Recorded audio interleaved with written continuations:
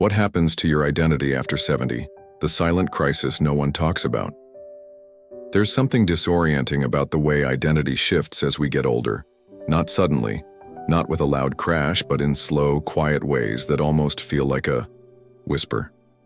One day you wake up, and while the face in the mirror is familiar, it feels distant. You still remember who you've been, the roles you've played, the responsibilities you've carried, the people who used to need you. But somewhere along the way, things changed. The phone doesn't ring as often. The calendar isn't as full. The urgency that once kept you moving has softened into silence. And in that silence, the question begins to form: who am I now? This isn't something most people prepare you for. Retirement parties and milestone birthdays celebrate the external accomplishments, the years of work, the raising of families, the home you built, the name you carried. But when the noise fades and life settles into something slower, something less defined, you begin to feel a strange ache beneath the surface. It's not just about getting older. It's about the strange and sometimes painful realization that the world doesn't seem to see you the way it used to, and you're not even sure how you see yourself anymore. This is the silent crisis no one talks about. It's the feeling of walking through a familiar world that suddenly feels unfamiliar. The sense that while you're still here, still breathing, still thinking, still hoping, so much of what once made up your identity has either changed or disappeared. And the truth is, even though people might not say it out loud, there's a deep loneliness in feeling like you've outlived the version of yourself the world once applauded. But here's the thing: just because something feels invisible doesn't mean it's lost. Just because the pace has slowed doesn't mean the journey is over. There's more to your story than what used to be. There's more inside you than who you were. You're still becoming someone, not someone lesser, but someone deeper. The identity you're searching for isn't gone. It's simply unfolding in new ways. This isn't the end of your story. It's a turning page. So let's talk honestly about what happens to your identity after 70, about the grief, the disorientation, the unexpected freedom. Let's talk about the weight of letting go and the beauty of starting again. Because, while the world may move on quickly, you are still here. And that still means something. You don't need anyone to point it out. You feel it in the way people look past you. In the supermarket, at the doctor's office, even in your own family gatherings. There's a strange quiet that surrounds you now. You can say something, but people don't always listen. You can walk into a room, but sometimes it feels like the room barely notices. It's not cruelty. It's not intentional. But it cuts just the same. It's a kind of disappearance that isn't physical but personal. A slow fading of presence. And the strangest part is, you're still right here. You remember the days when your name was spoken 100 times before noon. When every question, every crisis, every moment seemed to need your voice. Back then you had answers. People listened. You mattered, visibly, vocally. Your actions carried weight. But now that weight feels lighter. Sometimes too light, like you've been unanchored. You're not less wise. You're not less alive. But the world doesn't seem to recognize the same value in you anymore. This is one of the cruel ironies of aging. You gain experience but lose the microphone. You collect wisdom but fewer people ask for it. And while the world races toward the next new thing, you're left holding all these treasures of memory and meaning with no one stopping.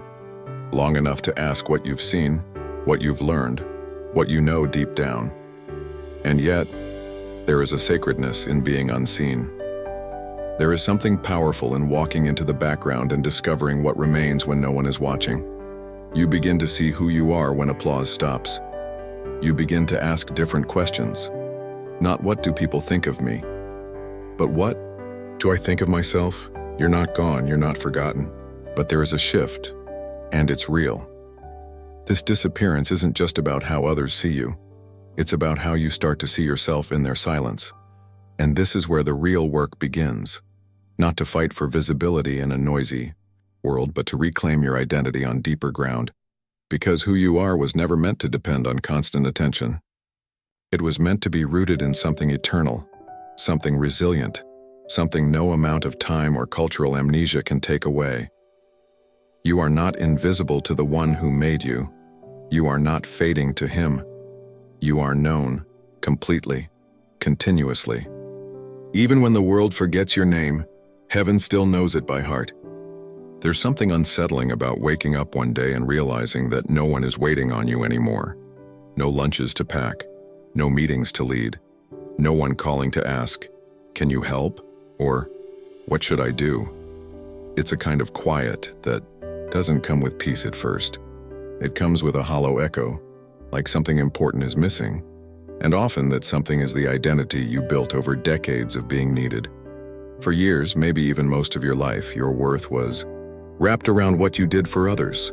You were the provider, the fixer, the planner, the shoulder to lean on, the rock everyone counted on. But now, the kids are grown, the work is over, the phone isn't ringing. You're no longer the center of someone else's schedule, and that hurts in a way that's hard to explain. When you're no longer needed, it can feel like you're no longer important. But here's the quiet truth most people never say out loud. Being needed is not the same as being valuable. And just because others don't need you the same way they once did, doesn't mean your purpose has expired. In fact, this shift from doing to being may be the most sacred transformation of all. You see, roles are temporary, even the most meaningful ones. They shape us, stretch us, give us purpose for a time. But when they fall away, what's left behind is something purer, your essence, your soul, your humanity, unanchored from duty, free to rediscover itself in a new way. This isn't a demotion, it's an unveiling. The world trains us to believe that usefulness equals worth. But that was never the truth. Not in your youth, and certainly not now. You don't stop mattering when you stop doing. You don't stop being valuable when people stop needing things from you. The deepest parts of who you are were never defined by your calendar, your paycheck, or your to-do list. They were defined by your character, your presence, your love. So maybe this is your season not to be in demand, but to be in deeper reflection. Maybe this is where your soul finally gets to rest from performance. Maybe you finally have space to ask, not, "What do people want from me?" but "What do I want for myself?" And maybe, just maybe, you'll discover that the person behind the role, the person who always existed, quietly, patiently, is still here, whole, enough, still writing the next chapter. Because your life didn't stop when your role ended. Something else began. Something deeper, something no one else may see, but something that might just save your soul. It's strange how silence can feel louder than noise. At first, it's just a missed call that doesn't come. Then a few days pass. Then a week. You tell yourself they're busy. Your children, your siblings, your old friends. And of course they are. Life has its rhythms and everyone is running in their own direction. But even when you understand it, that understanding doesn't soften the sting. There's something deeply human about wanting to be remembered. A phone call used to be more than just a voice on the line. It was a reminder that you mattered to someone else's world. It was proof that someone was thinking of you. So when the phone stops ringing, it can feel like proof of the opposite, that maybe you've become an afterthought. But what if the silence isn't only about them forgetting? What if it's also an invitation for you to remember yourself? The truth is, being alone and feeling lonely are not always the same thing. One is a circumstance. The other is a wound. And while you can't always control who calls or visits, you do have a say in how you respond to that silence. You can choose to fill it with sorrow or with rediscovery. Some of the most beautiful awakenings happen in quiet rooms. Some of the most powerful healing happens when no one is watching. The silence can be painful, yes, but it can also be sacred, because in that stillness, you begin to hear your own voice again. You begin to remember what makes you laugh, what stirs your heart, what kind of music moves you, what kind of thoughts make you feel alive. When the phone stops ringing, the grief is real. There's no need to pretend it doesn't hurt. But grief doesn't have to define you. It can refine you. It can teach you how to stand tall in your own presence, How to become the kind of person who doesn't just wait to be invited into someone else's life, but who reclaims their own. Boldly, quietly, faithfully. And sometimes when you stop waiting for others to remember you, you start remembering yourself in a whole new way. This silence isn't here to destroy you. It's here to remind you your life is still yours, and the story isn't over. There's a kind of sadness that creeps in when you find yourself telling the same story twice. Not because it's your favorite one, but because you forgot you already told it. Or when you walk into a room and can't remember why. When names you've known for decades suddenly slip away like smoke.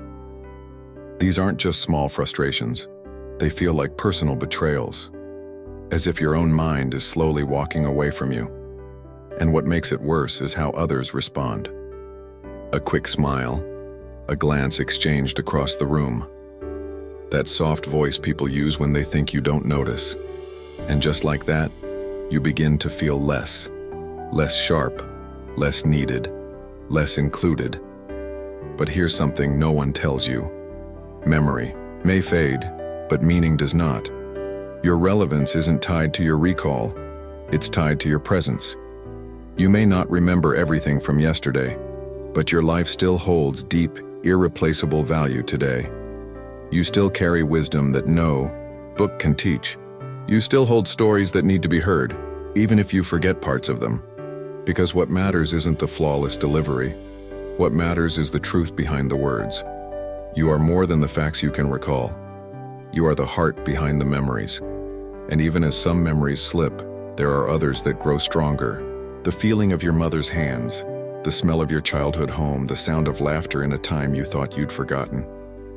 These flashes of memory are like windows into your soul. They connect you to who you've always been. And that connection, that deep inner thread, is still alive, still vibrant, still essential. Staying relevant after 70 isn't about keeping up with trends or knowing how to use every new piece of technology. It's about staying connected to what is real. It's about telling your truth. It's about being willing to share, even when the words don't always come out the way they used to. It's about resisting the urge to disappear quietly and instead choosing to show up with grace, honesty, and a little fire still in your bones. You may forget a few names. You may lose a few keys. But don't lose your voice. Don't lose your right to speak truth into the world, even when it seems like no one's listening. Because you are not irrelevant. You are not outdated. You are a living archive of joy, struggle, triumph, and grace. So let the world try to keep up. You've lived enough to know what really matters. And no one, not age, not time, not forgetfulness, can take that away from you. The mirror becomes a strange companion as the years go by. Once it told you stories of youth, energy, ambition. Now it reflects a different tale, one lined with wrinkles, softened by time, marked by gravity. Sometimes you barely recognize the person staring back at you. The skin has changed, the shoulders slope, the sparkle in your eye feels quieter, even if your spirit still feels bright inside. But the real question isn't what do you see? The question is, what do you believe about what you see? Because the truth is, we've all worn masks. The one that looked like control, the one that looked like flawless beauty, the one that said, I've got it all together. But aging, real aging, has a way of pulling those masks away. It leaves us exposed, raw, honest. And for the first time, maybe in decades, we are invited to love the person underneath it all. But that's not always easy. Our culture worships youth. It praises tight skin and quick wit. It sells the lie that aging is something to be resisted, fought against, hidden beneath creams and procedures. And when you no longer fit that image, it can feel like a quiet rejection, like being disqualified from a game you never asked to play in the first place. But let me say this clearly. Beauty didn't leave you. It transformed. It moved deeper, where the world can't see it, but where the people who matter most can feel it. Beauty lives in the way you laugh without restraint. In the way your hands, though older, still know how to comfort, how to hold, how to heal. It lives in your eyes, eyes that have cried for real reasons, seen real loss, known real joy, You are not less beautiful, you are more true. And strength? Strength isn't how much you can lift, it's how much you've carried and survived. It's the courage it takes to wake up in a slower body and still say, I'm here, and I'm showing up. That kind of strength doesn't vanish with age, it sharpens, it distills. Maybe the world can't see what's inside you anymore, but you can. And the more you let go of the old definitions, the more you begin to realize. This season of life is not about impressing anyone, it's about embracing the truest version of yourself.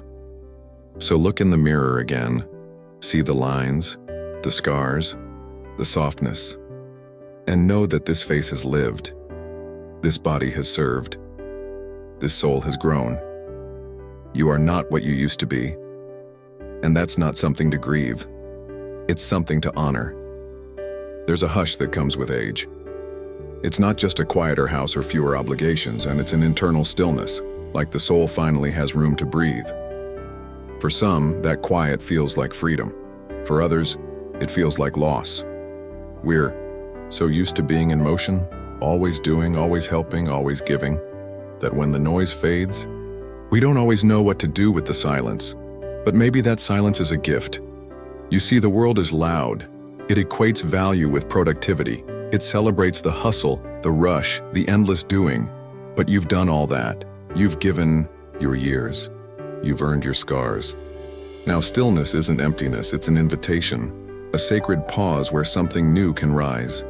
Stillness teaches you things motion never could. In the quiet, you begin to hear your own thoughts again. Not the ones shaped by everyone else's needs, but the ones that whisper from the deep. You begin to notice small details, the way the light hits the table, the way your breath rises and falls, the way a memory arrives without warning and softens your heart. You begin to recognize that your presence, not your productivity, is what holds the most power now. And in this stillness, something begins to unfold. A deeper self. Not the performer, not the parent, not the professional, just you. It's tempting to see this slower pace as fading. But in truth, you're becoming more aware, more grounded, more grateful. You're not rushing through moments. You're living them, savoring them, being present enough to truly see and feel and reflect. Think of the great trees, the ones that stand tall in their old age. They don't grow faster. They grow deeper. Their roots go farther down. Their branches stretch wider. They don't need to prove anything anymore. They just are. Strong, solid, steady. You are like that tree. You don't need to earn your worth in this season. You've already proven yourself. This is the season of being, of watching the sunset without checking the time, of listening instead, of fixing, of knowing that your life, your presence, your soul, they matter more now than ever. Because in the stillness, you are not disappearing. You are becoming. There's something beautifully raw about starting again, not because you have to, but because you get to. After 70, the world may try to hand you a script. Slow down, stay quiet, step aside. But what if this season isn't about retreating? What if it's about rebuilding? Because here's the truth. Your identity isn't a fixed thing. It's not a title etched in stone. It's a living, breathing expression of who you are, shaped by time, faith, resilience, and choice. And the choices don't end just because you're older. In fact, now is when you might finally have the space to choose for you. You've spent decades building a life around others. You've been the supporter, the caretaker, the one who kept it all going. You've poured yourself out into jobs, families, responsibilities. But now there's room, not emptiness, room to begin again. And this time, you get to ask the questions that truly matter. What brings me peace? What stirs my soul? What part of me have I kept buried because I was too busy being what everyone else needed? This is not selfishness. This is sacred reclamation. Maybe you want to create something. Maybe you want to learn something. Maybe you want to unlearn something you carried for too long. Maybe you want to write down your stories before they fade, or volunteer, or travel, or sit under the same tree every morning and finally watch the Seasons change with your full attention. You don't have to prove anything, but you can pursue something that feels like you. And maybe the most powerful act of rebuilding identity is this: choosing to love who you are today, not for who you used to be, but for who you still are. You still have something to give. You still have something to say. You still have moments left, not to endure, but to fill with color and laughter and thought and truth. Let yourself explore. Let yourself rest. Let yourself laugh until you cry, and cry without shame when the memories come flooding back. Let yourself be proud of the life you've lived, and equally open to the life that's still unfolding. Because becoming fully you doesn't end at any age. If anything, it finally begins when you've let go of all the roles and expectations that once held you back from really seeing yourself. There's no expiration date on identity. There's only evolution, and you're right in the middle of it. The world may not always remind you of this, so let me say it clearly. You're still here, and that matters. Not as a leftover, not as a shadow, not as someone who missed the train, but as someone who still has something only you can bring to this moment in time. You are not done growing. You are not done giving. You are not done being you. Yes, life looks different now. Yes, some dreams have passed and some days are harder than they used to be. But if you're still breathing, it means there's still something unfolding in you. Something holy, something tender, something unfinished and beautiful. Don't let the world convince you that aging is the end. It is not the conclusion. It is the deepening. A time when everything unnecessary falls away and what's left is more true than ever. You are not forgotten. You are not irrelevant. You are not invisible. You are a living story. A well of wisdom, a heartbeat that still matters. So wherever you are right now, in a quiet room, on a slow walk, or just staring out the window wondering what comes next, know this: the world may not ask for your voice anymore, but that doesn't mean you should stop speaking. Your story isn't over. You're still writing it. And someone, maybe even someone younger who doesn't know it yet, still needs to hear what you have to say. You're still here. And that's no accident. So take a deep breath, straighten your shoulders, and step into the rest of your life. Not as someone who's fading, but as someone who's still becoming.